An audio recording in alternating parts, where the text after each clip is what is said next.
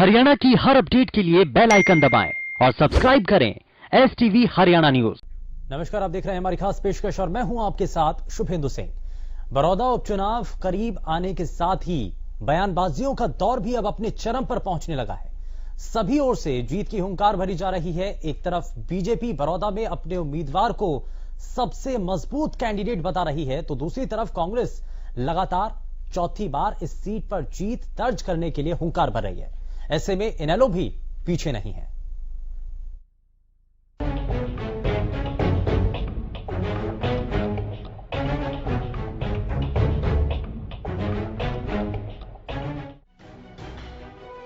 बड़ौदा उपचुनाव में जीत के लिए बेताब पार्टियों ने एक दूसरे पर बयानों के तीर छोड़ने शुरू कर दिए हैं।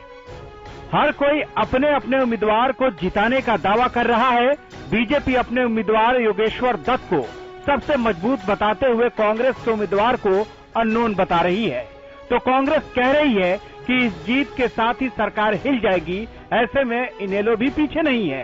इनेलो ने बीजेपी नेताओं के पार्टी छोड़ने को लेकर बीजेपी पर निशाना साधते हुए बड़ौदा उपचुनाव के बाद जनवरी तक सरकार गिर जाने की भविष्यवाणी कर दी है। लेकिन पार्टी छोड़ने वाले नेताओं को लेकर सीएम का कहना है कि वो भ्रम और नासमझी में ऐसा कदम उठा रहे हैं।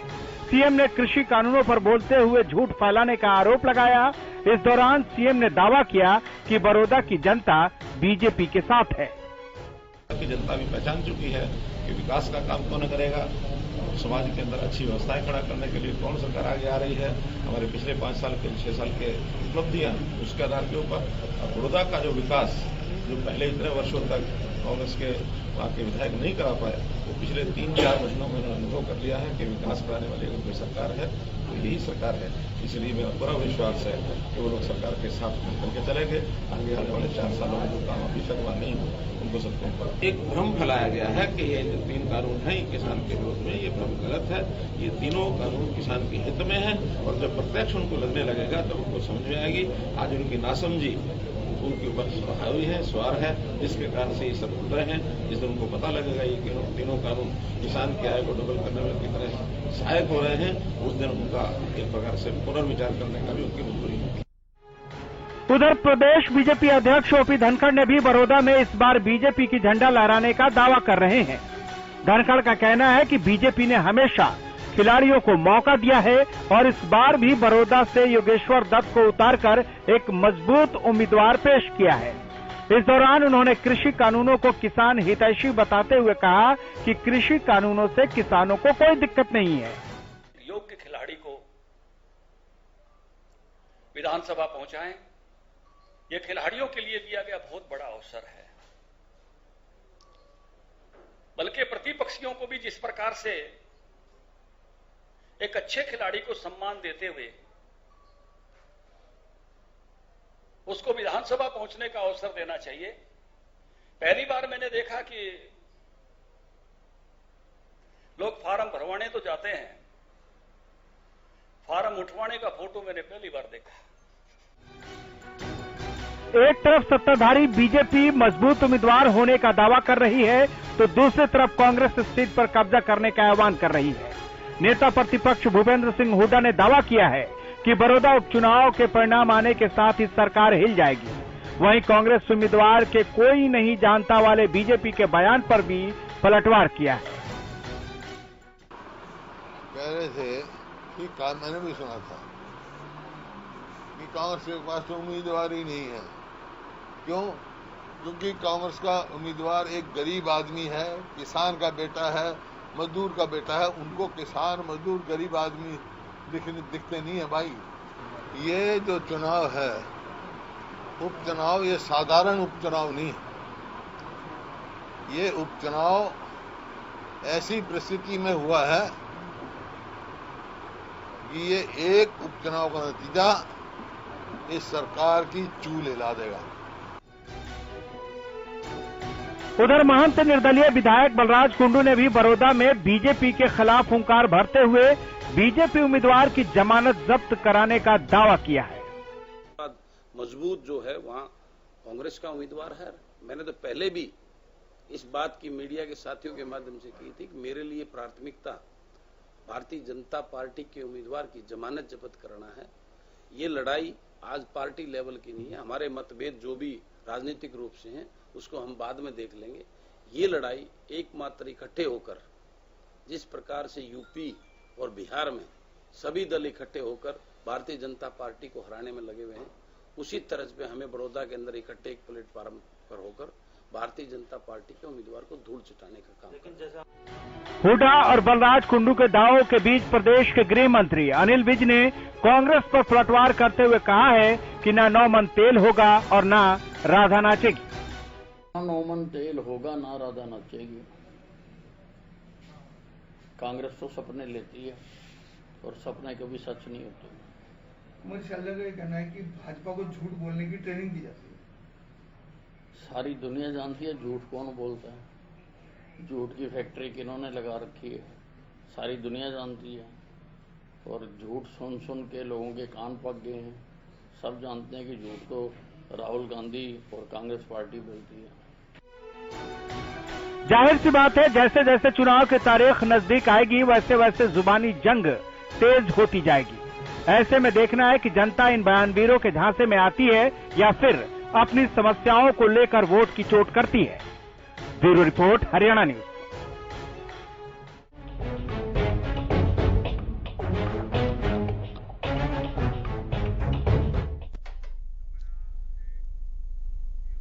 तो इस रिपोर्ट को देखने के बाद आप ये समझ चुके होंगे कि अब आप बयानों के तीर बहुत तेजी के साथ इस उपचुनाव को लेकर के चलने लगे हैं। सवाल बहुत सारे हैं, लेकिन उन सवालों के जवाब से पहले आज के खास मेहमानों से आपको मिलवा देते हैं।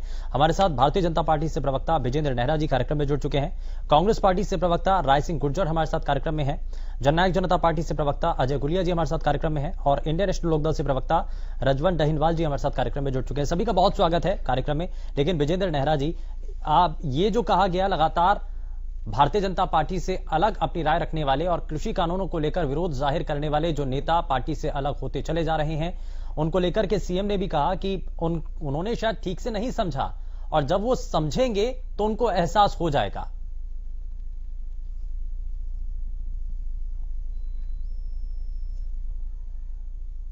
चाहे श्याम सिंह राणा जी हो, चाहे ढुल साहब हो, उनका एक पुराना अपना बैकग्राउंड रहा है। जैसे ढुल साहब तो लगातार 50-55 साल तक पुराने समय से कांग्रेस में रहे हैं शुभेंदु जी। उसके बाद वो इनेलो से आप देखिए 2014-2019 में वो किस तरह से वहां पे 19 तक विधायक रहे हैं। 2019 का चुनाव तो वो भारतीय जनता पार्टी के टिकट पर हार गए थे। इसलिए अपने राजनीतिक हितों को देखते हुए उन्होंने निर्णय लिया है। और जहां तक बड़ौदा उपचुनाव की बात है शुभेंदु जी, माननीय मुख्यमंत्री जी ने जिस तरह से विकास और डेवलपमेंट का एक मॉडल हरियाणा प्रदेश के अंदर पेश किया है और हमारे आदरणीय प्रदेश अध्यक्ष श्री ओम प्रकाश धनखड़ जी जिस तरह से उस क्षेत्र के अंदर सक्रियता से जा करके लोगों को मिल रहे हैं और हमने जिस तरह से टिकट का वितरण किया, जो स्थानीय निवासी है वहां के भैंसवाल गांव के पहलवान योगेश्वर दत्त जी, जिन्होंने देश विदेश में नाम रोशन किया हरियाणा प्रदेश का, और वो जहां जहां जा रहे हैं उनका भव्य स्वागत हो रहा है। तो निश्चित रूप से बड़ौदा की जो जनता है वो विकास और डेवलपमेंट के इस मॉडल को चुनेगी। माननीय मुख्यमंत्री जी, माननीय प्रदेश अध्यक्ष जी के नेतृत्व में बड़ौदा की सीट हम इसी तरह से प्रचंड बहुमत से जीतेंगे जैसे हम जींद के अंदर जीते थे शुभेंदु जी, और विपक्ष की जमानत जब्त हो जाएगी और इनको हार के बहाने ढूंढने अभी से इन्होंने शुरू कर दिए। देखिए मैं बताता हूं इनको कि इन्होंने क्या किया है शुभेंदु जी। हमारे जो विपक्ष के नेता है भूपेंद्र सिंह हुड्डा जी, कुमारी शैलजा जी, ये और अभय चौटाला जी, ये सब लोग अपील कर रहे हैं कि सारे निर्दलीय, सारे विधायक, सारी पार्टियां बीजेपी के खिलाफ एक हो जाओ। आज आम आदमी पार्टी, इनेलो, जितने भी कांग्रेस पार्टी है या निर्दलीय है, उन सबको मनाने में लगे हुए हैं भाजपा के खिलाफ, लेकिन फिर भी ये टक्कर देने की स्थिति में कोई बीजेपी को नहीं है। भारतीय जनता पार्टी बहुत अच्छी तरीके से बड़ौदा के अंदर चुनाव को जीतेगी और किसानों के लिए हमने बहुत काम किया है, किसान इसको समझ रहे हैं। कोई भी दिक्कत, कोई भी परेशानी भाजपा को आने वाली शुभेंदु जी नहीं है।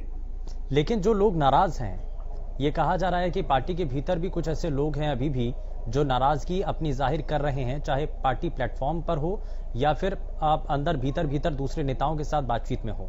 तो क्या उनको मनाने के लिए कोशिशें की जा रही हैं? क्या उनसे बातचीत हो रही है? और एक बार फिर से सवाल वही उठ रहा है कि पूर्व विधायकों की जो बैठक इससे पहले हुई थी, जिसमें से 2 चेहरे अब अपने सामने आ चुके हैं, इस्तीफा दे चुके हैं, तो क्या ऐसा तो नहीं कि और भी ऐसे कई चेहरे हों जो कि उस वक्त उस बैठक के अंदर शामिल थे या फिर अलग भी हों जो कि नाराजगी के तौर पर इस्तीफा दें या ऐसा कदम उठाएं, पार्टी से अलग हो जाएं? देखिए शुभेंदु जी, कोई अगर नाराज है और नाराजगी को अपने मन में रखेगा तो इसको तो लेके कोई किसी के पास कोई कारण नहीं है। लेकिन मुझे नहीं लगता भारतीय जनता पार्टी का कोई भी नेता और कार्यकर्ता नाराज है। सब बड़े खुश हैं, बड़े प्रसन्न हैं। और अगर कहीं किसी के मन में कोई बात है इन कानूनों को लेकर के, तो ओपन रूप से माननीय मुख्यमंत्री जी ने कहा है कि वो आए, कभी भी उनसे मिल सकते हैं, आके अपनी बात कर सकते हैं, अपनी बात रख सकते हैं। लेकिन विजेंद्र जी, ऐसा क्या हो रहा है? कृषि कानूनों को लेकर ही ये जो विवाद है वो बढ़ रहा है। एक तरफ विपक्ष सरकार से बार बार कह रहा है, दबाव बनाने की कोशिश कर रहा है, वहीं दूसरी तरफ जो सरकार के भीतर के लोग भी हैं वो इस बात को लेकर के नाराजगी जाहिर कर रहे हैं, चाहे भारतीय जनता पार्टी के जो अभी नेता अलग हुए हैं उनको लेकर के हो, या फिर और भी दूसरे नेता जननायक जनता पार्टी से भी कुछ एक नेता यहां पर इस बात को साझा कर चुके हैं। तो क्या आपको लग रहा है, बात समझा नहीं पा रहे हैं? आज जिसको लेकर के मुख्यमंत्री ने भी बयान दिया कि समझ नहीं आ रहा है, उनको समझ नहीं आ रहा है या समझा नहीं पा रहे हैं? देखिए शुभेंदु जी, कोई छोटे बच्चे तो कोई है नहीं, सब लोग वरिष्ठ हैं, बड़े हैं, बहुत बहुत पुराना अनुभव है, राजनीतिक अनुभव है। असलियत में विषय ये नहीं है, उनको किसानों की चिंता नहीं है। जो कोई एक आध नेता अलग हुआ भी है शुभेंदु जी, उनको अपनी चिंता है। 2019 में पार्टी ने चुनाव लड़ाया, बड़े मार्जिन से चुनाव हार गए। आने वाले समय के अंदर भाजपा से दोबारा मौका चुनाव में लड़ने का मिलेगा कि नहीं मिलेगा, इस चिंता में कोई लोग अगर पार्टी छोड़ के जा भी रहा है तो उससे भारतीय जनता पार्टी के ऊपर कोई फर्क नहीं पड़ने वाला। दूसरा, जहां तक किसानों की बात है शुभेंदु जी, मंडी का पुराना विकल्प आज मौजूद है। एमएसपी पुराने व्यवस्था के तहत चल रही है, आज एमएसपी पे खरीद हो रही है फसलों की, और एक नया विकल्प किसानों को दिया है कि वो चाहे तो डायरेक्ट मार्केटिंग करके अपनी फसल को बेच सकता है। और जहां तक कॉन्ट्रैक्ट फार्मिंग की बात है शुभेंदु जी, भूपेंद्र हुड्डा जी ने कल रोहतक में प्रेस कॉन्फ्रेंस की थी और बड़ा सीना ठोक के दावा किया था कि 2007 के अंदर कॉन्ट्रैक्ट फार्मिंग को मैं लेके आया था हरियाणा प्रदेश के अंदर। अरे भैया, अगर आप लेके आए थे कॉन्ट्रैक्ट फार्मिंग को 2007 में, तो आज विरोध क्यों कर रहे हैं उसका? आपको जवाब देना चाहिए। उसी कॉन्ट्रैक्ट फार्मिंग का आप विरोध कर रहे हैं जिसको आप कह रहे हैं कि मैं खुद ही लेके आया था। तो ये तो सिर्फ कहने वाली बात है शुभेंदु जी। राजनीतिक क्षेत्र के अंदर जो लोग हैं, इनको सबको अपनी चिंता है, किसानों की किसी को चिंता नहीं है। किसानों की चिंता भाजपा को है, माननीय प्रधानमंत्री नरेंद्र मोदी जी को, जो उनके लिए कानून लेके आए हैं और किसानों को आर्थिक आजादी देने का काम किया है। राय सिंह जी, जरा ये बताइए कि किसानों की चिंता किसी को नहीं, सिर्फ बीजेपी को है। और अगर आप कॉन्ट्रैक्ट फार्मिंग को लेकर के जब भूपेंद्र सिंह हुड्डा की तरफ से ये बयान दिया गया तो काहे का फिर विरोध? क्यों आखिर इतना विरोध?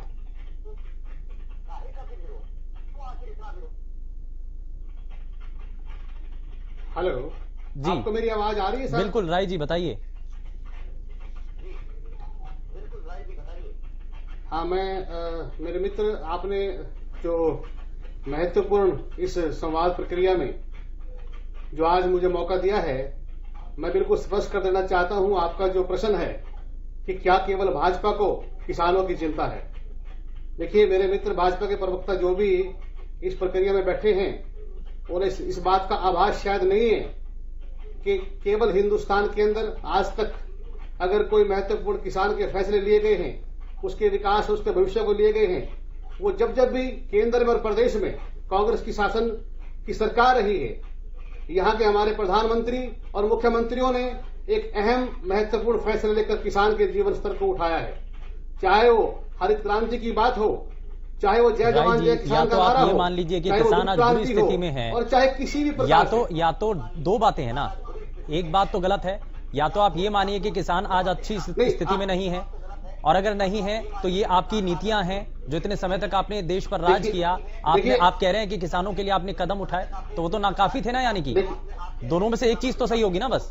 जी, कॉन्ट्रैक्ट फार्मिंग का अभी आप मेरी बात को कृपया पूरा हो जाने दीजिए। जहां तक कांग्रेस की बात है, कांग्रेस ने अपने पिछले 10 साल के शासनकाल में डॉक्टर मनमोहन सिंह ने ऐसे दूरगामी परिणाम कांग्रेस किसान के हित के लिए उठाए हैं। पहले का छोड़ दीजिए, मैं उस पर नहीं जाना चाह रहा। मैं ये पूछ रहा हूँ कि अगर आप किसानों के हितैषी हैं, शासन में आई, अगर आप किसानों के हितैषी हैं, आज का जो मुद्दा है, देखिए आज का जो मुद्दा, आज का मुद्दा किसान की समस्या जो है वो केवल 3 जो अध्यादेश काले कानून के रूप में नरेंद्र मोदी जी और उसके अपने चंद मित्रों के फायदे के लिए इस देश के अंदर लाकर आए हैं। केवल सर आप ये बताइए ना कि किसको फायदा पहुंचाया जा रहा है? आप ये आरोप लगा रहे हैं कि नरेंद्र मोदी अपने साथियों को फायदा पहुंचाने के लिए ही, आप ये कह रहे हैं कि ये कानून आप फायदा पहुंचाने के लिए किया जा रहा है। कैसे किया जा रहा है ये तो आप बताइए ना, ये साबित कीजिए। कौन कह रहा है? नहीं, आप कह रहे हैं, अभी आपने बोला है, आपने कहा है कि नरेंद्र मोदी अपने साथियों को फायदा पहुंचाने के लिए कानून लेकर आए हैं। नहीं मैं हाँ चंद उद्योग मैं बताता हूँ ना हाँ तो बताइए। चंद उद्योगपति जो उसके बड़े मित्र हैं, इससे पहले भी माननीय नरेंद्र मोदी की जो नीतियां किसान बीमे के नाम पर देश में लागू की गई थी, आपको पता है कि किसान बीमा के नाम पर उस बेचारे लाचार किसान की उसके बैंक अकाउंट से पैसे निकाल लिए करते थे, और जबकि फायदा किसको हुआ? बीमा कंपनियों को हुआ। अरे आज जो बिल लेकर आए हैं नहीं है उसका नाम, के अंदर जो मंडी व्यवस्था, नाम तो पता नहीं है, किसानों की बात कर रहे हैं। भारतीय किसान के लिए, अरे भैया हरियाणा पंजाब के किसान के लिए जो मंडी व्यवस्था मजबूत की गई है उसको पूरे देश से समाप्त करना चाहते हैं। इसके साथ साथ फसल बीमा योजना नाम है उसका, प्रधानमंत्री फसल बीमा योजना का नाम नहीं पता इनको। बड़े बड़े उद्योगपतियों को इस क्षेत्र में उतार कर मुकाबला करके गरीब किसान को खेत में रोक दिया जाए।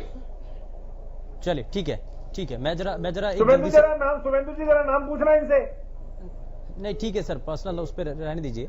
मैं जरा अजय गुलिया जी, ये जो आज बयान देखने को मिला जननायक जनता पार्टी के विधायक जोगीराम सिहाग, जिनको आपने चेयरमैन के लिए भी एक पद दिया, लेकिन उन्होंने मना कर दिया इस बात से।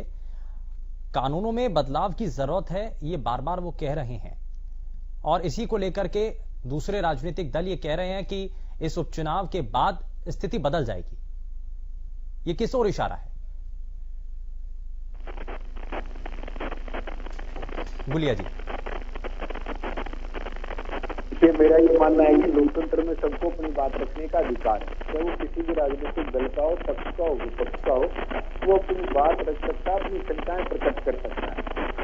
आज भी किस प्रकार से बड़ा प्रोपेगेंडा बनाया जा रहा है कि पंजाब के मुख्यमंत्री ने कानून ला करके तीनों बिलों को निरस्त कर दिया, ये कांग्रेस इसका प्रचार करने में लगे। मैं इनसे पूछना चाहता हूँ, ये बता दें कि आज राजस्थान में तो इनकी सरकार है, बाजरे का क्या भाव है वहां पर। और दूसरी बात, देखिए पंजाब के अंदर कॉन्ट्रैक्ट मैन्युफैक्चरिंग आज से नहीं हो रही, 2002 से हो रही है, कब को कर रही है, बल्कि 95 से हो रही है, और ये उसका लिखित में एविडेंस है। मैं डिस्ट्रिक्ट आपको बता सकता हूँ, जलंधर, फतेहगढ़ साहिब, पटियाला, संगरूर, पन्ना, कपूरथला, अमृतसर, SBS नगर, होशियारपुर डिस्ट्रिक्ट यहाँ हो रही है, और ये उसका मॉडल है। मैं एक डॉक्यूमेंट्री एविडेंस भाई आपको दूंगा कांग्रेस के लोग। और दूसरी बात, देखिए हरियाणा प्रदेश की सरकार बिल्कुल भी एडमेंट नहीं है। अगर ये बात हरियाणा प्रदेश को के किसानों को महसूस होगी कि हरियाणा प्रदेश के अंदर इसके अंदर कुछ बदलाव किए जाने चाहिए जिससे किसानों को और लाभ मिल सके, तो सरकार इसके लिए एडमेंट नहीं है। लेकिन कोई भी चीज जब आती है तो आने के बाद पता लगता है कि ये इसके फायदे हैं, ये पॉजिटिव पॉइंट है, या कोई अगर एक आधी कोई कमी रह भी गई जिससे किसान को नुकसान हो सकता है। और हरियाणा प्रदेश की तरफ से, हरियाणा प्रदेश की सरकार की तरफ से, भाई दुष्यंत चौटाला की तरफ से, हरियाणा प्रदेश के मुख्यमंत्री की तरफ से ये बात नहीं तो पंजाब सरकार ने जो कदम उठाया समाप्त नहीं होगी। वो क्या पॉलिटिकल स्टंट है? वाले हरियाणा प्रदेश के वो क्या पॉलिटिकल स्टंट है? मौजूदा नेता विपक्ष जो है भूपेंद्र सिंह हुड्डा ये कहते थे मंडी फंडी का सिस्टम बंद करो। भाई भूपेंद्र हुड्डा ने तो लोकसभा में खड़े होकर के कहा था कि ये आड़ती परंपरा किसानों का ATM नहीं है, ये तो ब्याज का मीटर है, और किस प्रकार की बातें करते थे। आज जो किसान के खाते में सीधे पैसे आ रहे हैं, किसान को एक खुला बाजार मिलेगा कि किसान अपनी बेच सकता है अगर इसको ज्यादा दाम मिलते हैं तो इनको किस बात की आपत्ति है? ये देखिए, ये सिर्फ राजनीति करने वाले लोग हैं। ये खुले तौर पे ये बताएं, जो भी बात इन किसान अध्यादेशों के अंदर होती है कहते हैं इसकी सिफारिश तो हमने करी थी, इसकी सिफारिश तो हमने करी थी। अरे ये जब 10 साल मुख्यमंत्री थे तो 10 साल में केंद्र में कांग्रेस की सरकार थी, तब क्यों नहीं किसी स्वामीनाथन आयोग की रिपोर्ट को ये लागू करा पाए? तब अगर किसान का भला हो सकता था तो इन्होंने क्यों नहीं होने दिया? 10 साल किसान को क्यों पीछे धकेलने का काम किया? रही बात 2-2 रुपए के 3-3 रुपए के चेक किसानों को देने वाले, क्या सुरेंद्र भाई किसान हितैषी हो सकते हैं? और ये सारी चीजें ये मेरे कह देने की बात नहीं है, ये कांग्रेस के घोषणा पत्र के अंदर थी। ये सारी चीजें जब इन्होंने घोषणा पत्र जारी किया, आज सिर्फ राजनीतिक लाभ लेने के लिए ये लोग इस प्रकार की बातें करते हैं। और मैं सुरेंद्र भाई, मैं ऐसे नहीं कि आपके सामने कह रहा हूँ, मैं आपको स्पष्ट रूप से दिखाना चाहता हूँ।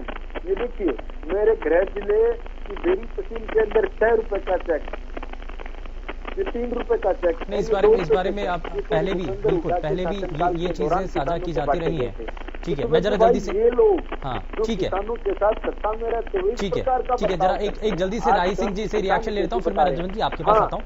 राय सिंह जी जरा जल्दी से रिएक्शन। आपने अपने समय में क्या किया था, खैर वो चीजें तो हैं ही, लेकिन आज जब विरोध आप कर रहे हैं पंजाब की सरकार के द्वारा जो कदम उठाया गया उसको लेकर के भी बहुत सारी चीजें, मुझे लगता है शायद तकनीकी रूप से कुछ खामी है। रजवन जी जरा मैं आपसे रिएक्शन ले रहा हूं।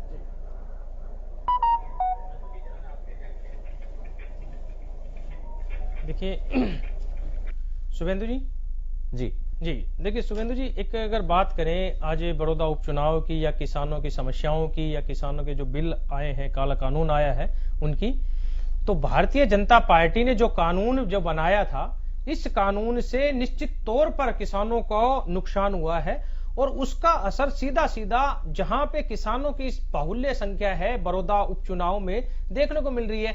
भारतीय जनता पार्टी के नेता अगर बिना प्रोटेक्शन के, बिना पुलिस फोर्स के अगर बड़ौदा हल्के के गांव में घुसते हैं तो उनको खदेड़ देंगे वहां से बुरी तरह। ये तो प्रोटेक्शन लेके वहां पे प्रचार करने को जा रहे हैं। दूसरी बात एक चीज है कि ये कानून जो आज जो कांग्रेस जिस कानून का विरोध कर रही है, कांग्रेस पहले ये तो बताए कि जब मनमोहन सिंह जी के राज में 2012 में जब ये आप कानून लेके आए थे तो उस समय इस कानून में ऐसी क्या अच्छी चीज थी और आज जब भारतीय जनता पार्टी लेके आई है तो उसमें क्या बुराई है।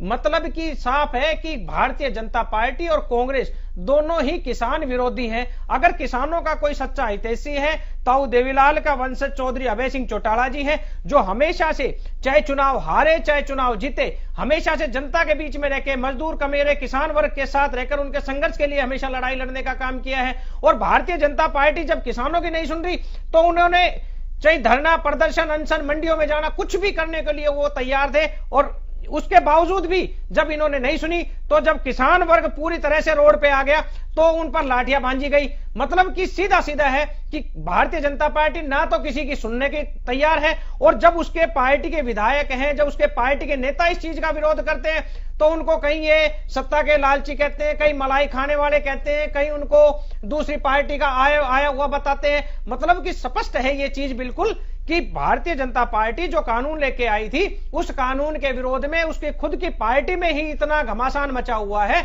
जबकि क्योंकि वो वहां पर तो बोल नहीं पा रहे। अब जिस प्रकार जोगीराम सिहाग जी ने चेयरमैन का पद त्यागा है वो एक सच्चा जो उनका इतिहास में नाम आ जाएगा क्योंकि वो किसानों के उन्होंने किसानों के हितैषी बनकर, लेकिन एक चीज और भी है, किसानों के हितैषी के साथ साथ अगर वो पार्टी के विधायक पद से भी इस्तीफा दे दे, ऐसी सरकार में भी नहीं रहना चाहिए उनके साथ। श्याम सिंह राणा जैसे व्यक्ति जो सत्ता में थे, किसान विरोधी बिलों के वजह से ही, कानून की वजह से ही वो पार्टी छोड़ के इंडियन नेशनल लोकदल में आए।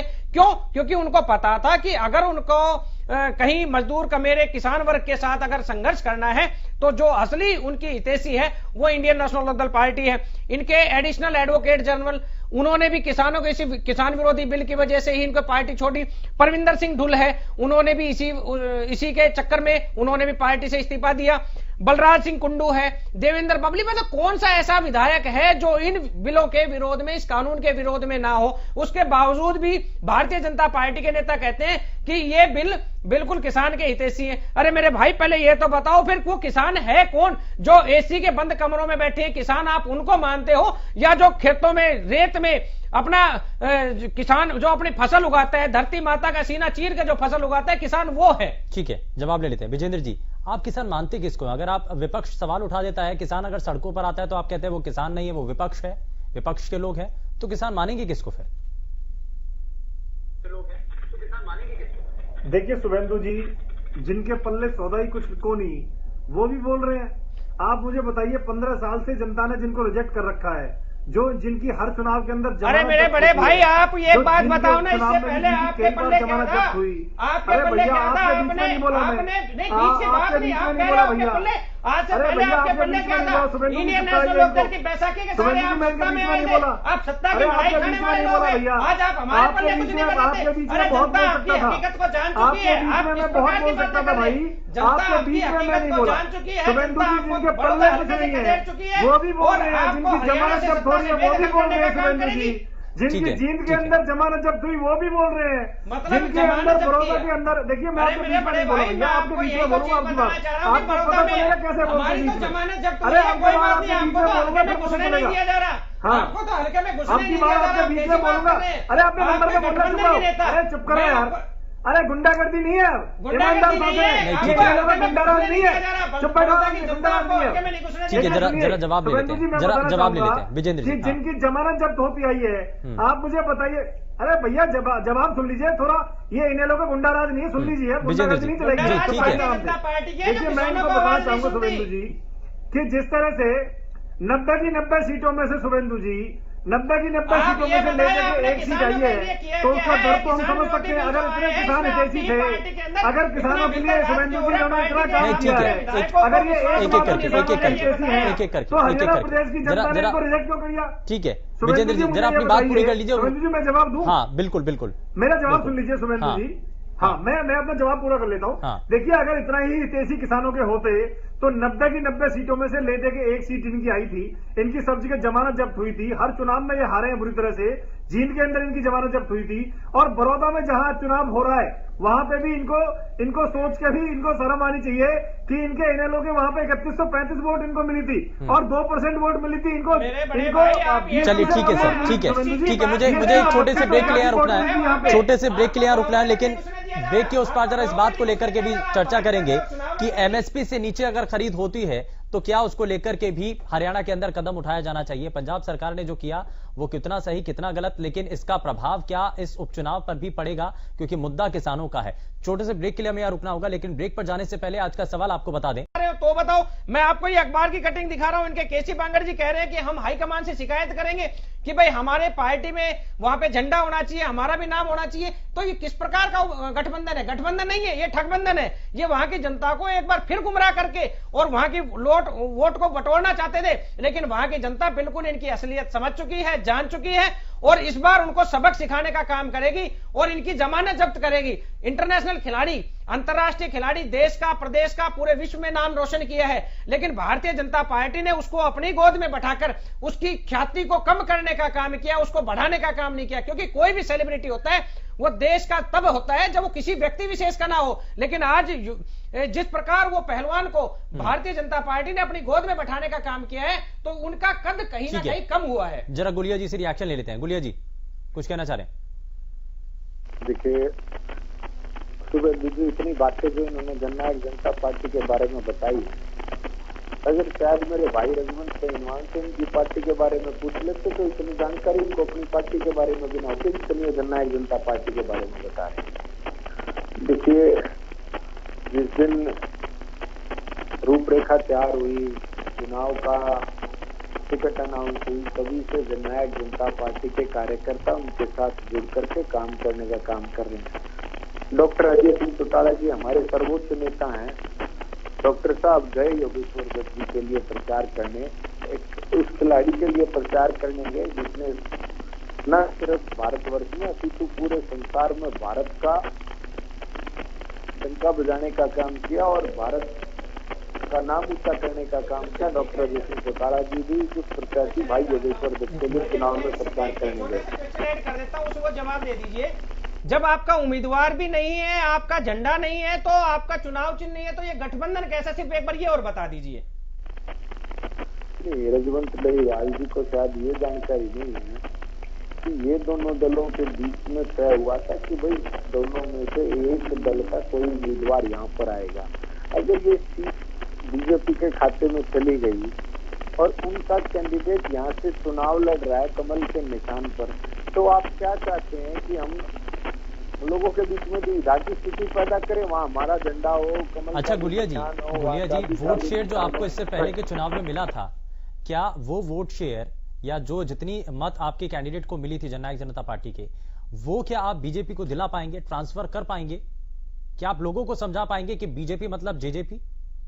नहीं, इसमें कोई दो राय नहीं है शुभेंदु भाई कि जो लोगों ने प्यार और आशीर्वाद के रूप में 32-33 हजार वोट हमें बड़ौदा के अंदर दिए थे, तो सारे के सारे जननायक जनता पार्टी के कार्यकर्ता हैं, निष्ठावान कार्यकर्ता हैं, हमारे नेतागण लगे हुए हैं और वो सारे के सारे अपना वोट भारतीय जनता पार्टी के कैंडिडेट को देकर के उसको विजयी बनाने का काम करेंगे।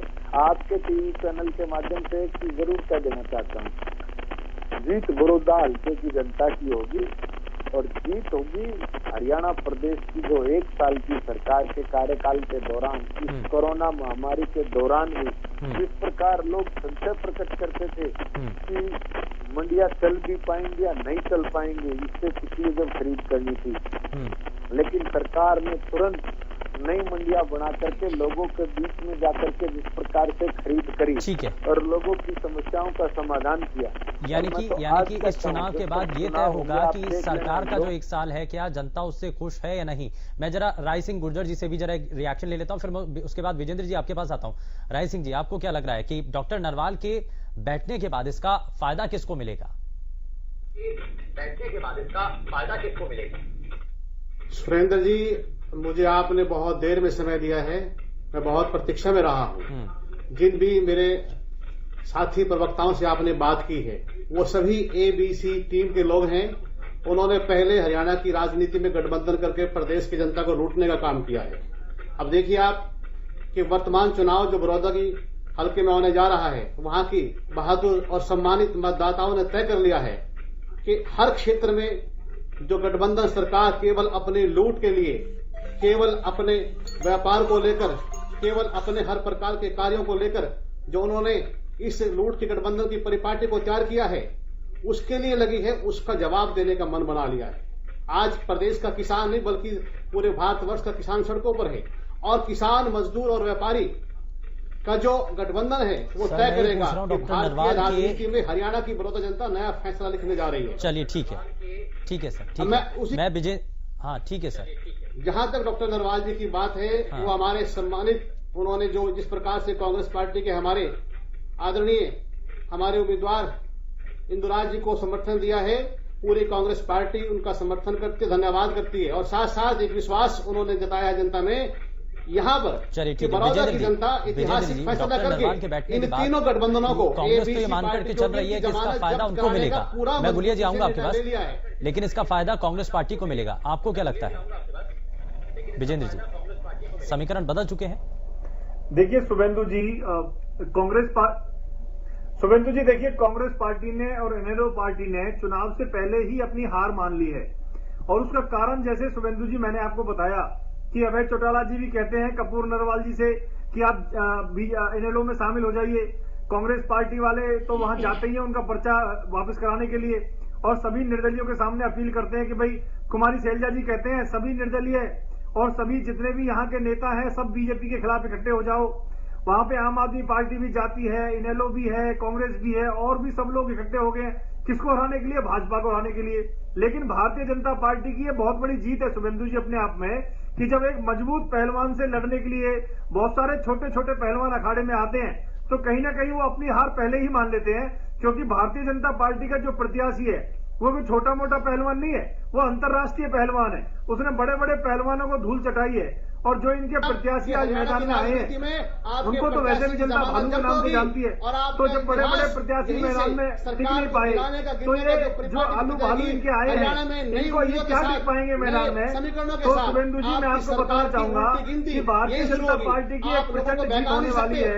जब हम लोग आपके साथ जीत के चुनाव पर, मैं जरा फिर से, क्योंकि किसानों का विषय बार बार उठ जाता है, जब भी उपचुनाव की बात होती है बात फिर से किसानों को लेकर के होने लगती है। राय सिंह जी, मैं आता हूं जरा आपके पास। समझ चुकी है। मैं जरा विजेंद्र जी इस बात को समझ रहा हूं कि जब पंजाब के भीतर आज जिस तरीके से देखने को मिला कदम जो उठाया गया, आपको लगता है, क्योंकि विपक्ष की तरफ से भी कहा जा रहा है कि अगर पंजाब में ऐसा हो सकता है, एमएसपी से नीचे अगर खरीद होती है, कानूनी रूप से इसको कार्रवाई करने की बात की जाती है, 3 साल की सजा तक उसमें दे दी जाती है, तो अगर ऐसा किया जा रहा है तो इसमें गलत क्या है? ऐसा हरियाणा के अंदर क्यों नहीं?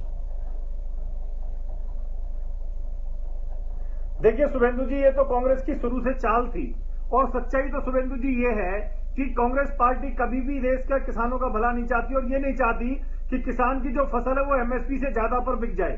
अब शुभेंदु जी, मैं आपसे एक सवाल करता हूं, आप बहुत वरिष्ठ पत्रकार हैं, कि मंडी के अंदर एमएसपी की गारंटी और मंडी की पुरानी व्यवस्था चली हुई है, तो जब किसान को लगेगा, मैं अगर मान लीजिए गेहूं की भी बात करता हूं, 1975 का मान लो रेट है मंडी का, और 1975 में मंडी के एमएसपी पे फसल बिक्री है, तो क्या बाहर भी वही होना चाहिए?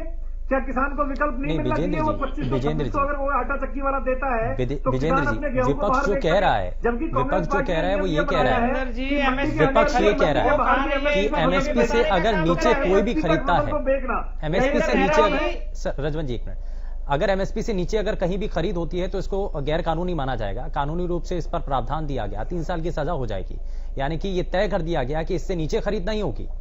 तो ये तो किसानों के लिए अच्छा है ना, कि सुनिश्चित हो जाएगा कि इससे नीचे खरीद नहीं होगी, जो एमएसपी है सिर्फ उसी पर खरीद होगी। मैं आपको वही बता रहा हूं कि आप मुझे ये बताइए शुभेंदु जी, एमएसपी का और मंडी का तो पुराना विकल्प आज भी मौजूद है, इसमें नया उन्होंने क्या किया? बाहर के लिए अगर कैपिंग लगाएंगे कि बाहर भी एमएसपी मिलेगी तो बाहर कोई क्यों बेचेगा? सब मंडी में बेचेंगे। बाहर का क्या मतलब है बेचने का? बाहर का विकल्प शुभेंदु जी इसलिए दिया है कि एमएसपी तक तो बेचना है तो उसके लिए मंडी है, अगर एमएसपी से ज्यादा किसी को बेचना है तो बाहर बेचे, अगर एमएसपी तक बेचना है तो मंडी में बेचे, उसमें क्या दिक्कत है? विजेंद्र नेहरा जी, एक सवाल है मेरा भी, आप जो एमएसपी की, इसीलिए विकल्प दिया है, आप जो एमएसपी की जो खरीद की बात कह रहे हैं कि एमएसपी पे खरीद हो रही है, पूछिए। मैं आपको यही पूछना चाह रहा हूं कि एमएसपी पे खरीदा कहां जा रहा है, एक बार ये तो मेरे को बता दीजिए। दूसरी चीज एक बार ये और नोट कर लीजिए कि मैं जैसे रेवाड़ी, महेंद्रगढ़, दक्षिण हरियाणा की बात करूं, ज्यादा दूर तो मैं नहीं जाऊंगा, लेकिन दक्षिण हरियाणा की बात करूं तो रेवाड़ी में 46,700 कुछ किसानों ने रजिस्ट्रेशन कराया है और रोज के कभी 200 किसान, कभी 300 किसानों का नंबर आ रहा है। तो ये बता दीजिए 15 नवंबर को आप खरीद बंद करने की बात कह रहे हैं, उनका 46,700 किसानों का नंबर कैसे आएगा? किसानों की फसल बिक नहीं रही वहां पे, किसान इतने परेशान हो रहे हैं कि मजबूरी में उनको 1100-1200 के भाव पे अपना बाजरा बेचना पड़ रहा है और आप कह रहे हो कि एमएसपी पे खरीद हो रही है। ऐसा ही हाल महेंद्रगढ़ का है। जरा गुलिया जी से जवाब, मैं शामिल हूँ, मैं फोन काट रहा हूँ, मैं इनका जवाब देना चाहूंगा। हाँ ठीक है, मैं इनका जवाब देना चाहूंगा शुभेंदु जी। विजेंद्र जी, मैं अपने मित्र को बताना चाहूंगा कि इनेलो का चश्मा अपनी आंखों से उतार दो, पूरे हरियाणा के मंडियों में एमएसपी खरीद हो रही है। अगर इनेलो को चश्मा पहन के देखोगे तो आपको कुछ दिखाई नहीं देगा, क्योंकि चश्मा पुराना हो चुका है, धुंधला हो चुका है, बेकार हो चुका है, और उस चश्मे को साहब मैं रिकॉर्ड की बात कर रहा हूँ, आप केवल हवाई बातें कर रहे हैं, मैं रिकॉर्ड की बात कर रहा हूँ। एक बार आप रिकॉर्ड दिखा दीजिए, एमएसपी पे खरीद हो रही है। कहाँ? मैं कह रहा हूँ आप रिकॉर्ड दिखा दीजिए, आप रिकॉर्ड दिखा दीजिए, नहीं तो मैं आपको रिकॉर्ड दे रहा हूँ। रोज के 200-300 किसानों की फसल खरीदी जा रही है, रोज के 200 से 300 किसानों की फसल खरीदी जा रही है, 46,700 का पूरा कैसे होगा? 15 नवंबर को आप खरीद बंद कर रहे हो। किसान की आज हालात ये है, 1100-1200 रुपए में बाजरा बेचना पड़ रहा है उनको, और उनका उठान नहीं हो रहा। यही हाल कपास का है, उनका उठान नहीं हो पा रहा, कपास उनकी एमएसपी में बिक नहीं रही। हमारे आदरणीय प्रदेश अध्यक्ष ओम प्रकाश धनखड़ जी, चलिए ठीक है, किसान हितैषी है, स्वयं किसान के बेटे हैं। आज किसान की फसल की एमएसपी पर हरियाणा प्रदेश में खरीद ठीक है सर, ठीक है, जरा गुलिया जी को भी शामिल कर लेते हैं। गुलिया जी कुछ कहना चाह रहे थे, जवाब। एक बात से मैं जरूर इत्तेफाक रखता हूँ, रजवंत भाई ने एक बात अच्छी उठाई कि महेंद्रगढ़ रेवाड़ी से कुछ शिकायतें थी, और मैं मौखिक रूप से नहीं कह रहा हूँ, लिखित रूप में आपको बता देना चाहता हूँ। सरकार की तरफ से लिखित रूप में आदेश जारी कर दिए कि जितने भी किसानों को रोज टोकन दिया जा रहा था उनकी संख्या को तुरंत प्रभाव से 3 गुना कर दिया गया है। डीसी महोदय को ये आदेश सरकार की तरफ से लिखित में जा चुके हैं। आप मानते हो? मैं बता रहा हूँ, आप मानते हो ये समस्या थी? अभी एक चीज और बता देता हूँ, रोज के लगभग 2000 किसानों की फसल खरीदने का टोकन जारी होना चाहिए, लेकिन जो आप बता रहे हो उसके हिसाब से भी 500 किसानों की फसल खरीदी जाएगी, बाकी 1500 कहां जाएंगे? एक बार ये और बता दो गुलिया जी। यहाँ प्रदेश के अंदर सुनी होगी, सिकली मेरी और खड़ा सिक्का मेरे बाप का। ये तो इनकी ऐसी हालत है। मैंने इनको बताया कि मंडी की तरफ से जो रिक्वायरमेंट भेजी गई कि इतने किसानों को रोज टोकन दिए जा रहे हैं, और हम इस कोरोना महामारी में इससे दुगनी से 3 गुनी कैपेसिटी को चलाने में सक्षम है। तुरंत प्रभाव से सरकार की तरफ से लिखित आदेश दिए गए। तो भाई अगर आप कहेंगे तो मैं आपको इसकी लिखित कॉपी, एक इसकी कॉपी आपको व्हाट्सएप, या अगर आप फैक्ट देंगे तो मैं फैक्ट भी कर सकता हूँ। अब एक दूसरी चीज जो एमएसपी की बार बार ये बात कर रही, देखिए आज तक जितनी भी सरकारें, मैं हरियाणा प्रदेश की बात करूंगा, जितनी भी सरकारी हरियाणा प्रदेश के अंदर रही है, 12 महीने कभी कोई मंडी नहीं चली। फसल के समय मंडियां चलती हैं और उसके बाद वो मंडियां बंद हो जाती हैं। ये आज तक का हरियाणा प्रदेश के इतिहास में जो होता है, मैं उसको बता रहा हूँ। अब स्थिति क्या है कि कुछ लोग जब मंडियां चलती हैं तो लोग एमएसपी पर 90 से 95% किसान अपनी फसल मंडियों में एमएसपी पर बेच देते हैं।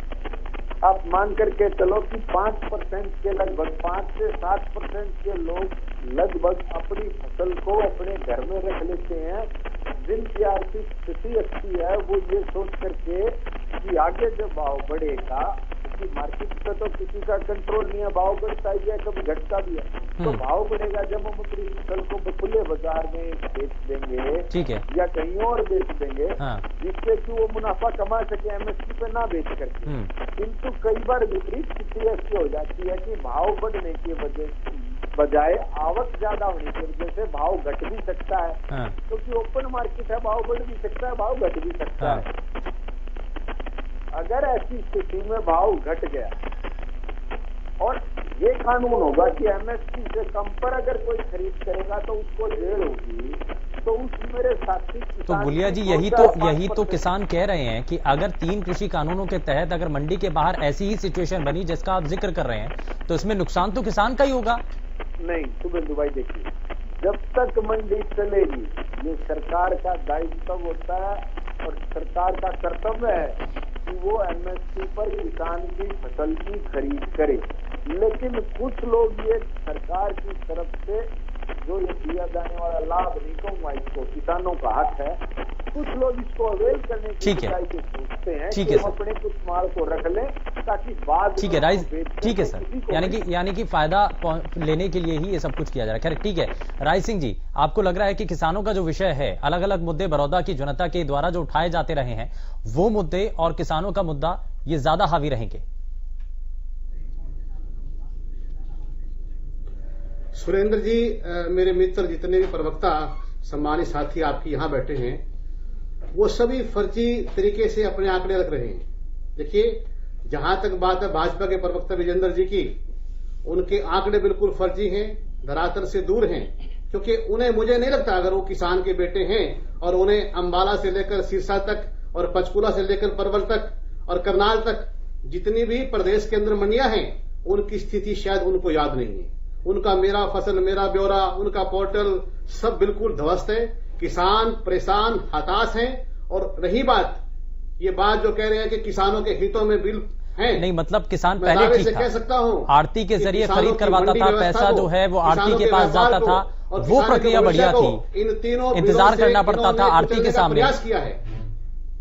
रही बात बड़ौदा के उपचुनाव की, जो आप कह रहे हैं कि बड़ौदा के उपचुनाव में किसान का मुद्दा हावी रहेगा, आज इतने मुद्दे प्रदेश के अंदर, खास विशेषकर हरियाणा प्रदेश के लोगों के सामने हैं और बड़ौदा की जनता के पास हैं कि सभी मुद्दे अलग अलग से। देखिए, कोरोना में क्या रहा कि कोरोना में इन्होंने जो कह रहे हैं कि मंडी व्यवस्था चलाई, कोरोना में इन जेजेपी के जो हमारे नेता हैं, जो मंत्री मंडल में शामिल हैं, हमारे डिप्टी चीफ मिनिस्टर हैं, वो बड़े बड़े वादे करते थे, दुष्यंत चौटाला जी, लेकिन क्या रहा कि उन्होंने इस कोरोना काल में रजिस्ट्री घोटाला, शराबबंदी में शराब घोटाला, इतने घोटाले करके अपना जो उनका उद्देश्य है कि केवल धन कमाकर सत्ता में बना रहना, चाहे उनका जो भी राजनीतिक विचारधारा या जिसकी जिंदा चौधरी देवीलाल जी की बात करते हैं, देवीलाल जी, चौधरी देवीलाल जी का उनके पास कोई भी गुण नहीं है। ये बात केवल राजनीति की करते हैं अपने मुद्दों को लेकर, लेकिन आज पूरी तरह से प्रदेश की जनता, विशेषकर बड़ौदा उपचुनाव में हमारे सम्मानित मतदाता तय कर चुके हैं कि इन सभी लूट की गठबंधन के आधार पर बनी सरकार का निर्णय करने का समय आ गया है। चलिए, जनता तय करेगी, जनता तय करेगी। जितने भी इस एक साल के अंदर सरकार ने जो काले कारनामे जनता के लिए किए हैं, उन सब का हिसाब करने का समय आ चुका है। और निर्णय विजेंद्र जी, आदरणीय सुरेंद्र जी, निर्णय 10 नवंबर को होना है, लेकिन आप याद रखिए कि निर्णय आज से ही हो गया है कि भाजपा और उसके साथी मित्र जो चुनाव लड़ रहे हैं, उन सब की जमानत जब्त होगी और कांग्रेस का हमारा सम्मानित बहादुर और उस इलाके का एक चलिए ठीक है, विजेंद्र जी से जरा जवाब ले लेते हैं। विजेंद्र जी, कांग्रेस पार्टी के साथ ये भी सुनने में आ रहा है, जो चर्चाएं चल रही हैं कि आम आदमी पार्टी भी साथ देगी, बीजेपी के कैंडिडेट के खिलाफ वो कैंपेनिंग करेंगे, तो यानी कि यही नजर आता है कि कांग्रेस का साथ वो देंगे किसी तौर पर। देखिए शुभेंदु जी, विजेंद्र जी से पार्टी को हरियाणा प्रदेश के अंदर नोटा से भी वोट मिले, ठीक है, खबर आई है विजेंद्र जी से सवाल है। राय सिंह जी, ठीक है। देखिए शुभेंदु जी, मैं बताना चाहूंगा कि जिस पार्टी को शुभेंदु जी हरियाणा प्रदेश में नोटा से भी कम वोट मिले हों और वो पार्टी कांग्रेस के साथ मिलकर बहुत बड़ा कमाल कर देगी, तो 0 और 0 मिलके तो 0 ही रहते हैं शुभेंदु जी। और जहां तक कांग्रेस पार्टी की बात है शुभेंदु जी, जो घोटालेबाज होते हैं उनको घोटाले दिखते हैं।